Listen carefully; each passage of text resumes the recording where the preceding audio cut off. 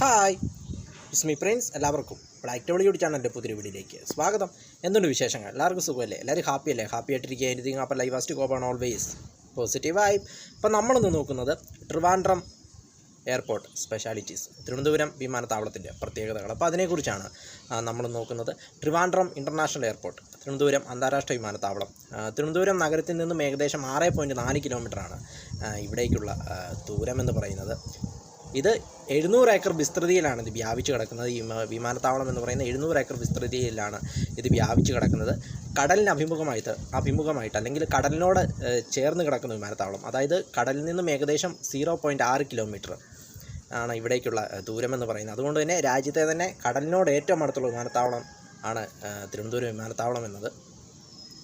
കേരളത്തിലെ ഏറ്റവും തിരക്കേറിയ 2ാമത്തെ വിമാനത്താവളവും രാജ്യത്തെ ഏറ്റവും തിരക്കേറിയ 8ാമത്തെ വിമാനത്താവളവുമാണ് തിരുവനന്തപുരം വിമാനത്താവളം എന്നത്. അതും മറ്റൊരു പ്രത്യേകതയാണ്.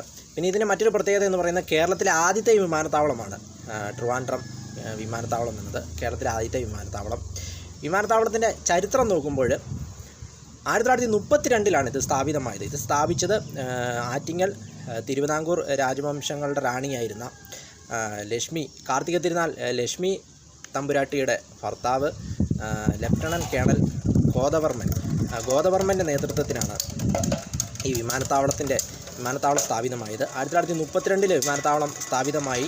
1935 നവംബർ 1 ഇവിടെ നിന്നും ആദ്യ വിമാന സർവീസ് നടത്തുകയുണ്ടായി. മുംബൈയിലേക്കായിരുന്നു ആദ്യ വിമാന സർവീസ്. തപാല് വഹിച്ചുകൊണ്ടുള്ള യാത്രയായിരുന്നു അത്. ആദ്യ വിമാന സർവീസ് 1935 നവംബർ 1 നടന്നു. പിന്നീട് 1991 രാജ്യത്തെ 5ാമത്തെ അന്താരാഷ്ട്ര വിമാനത്താവളമായിട്ട് ഇത് മാറുകയാണ്.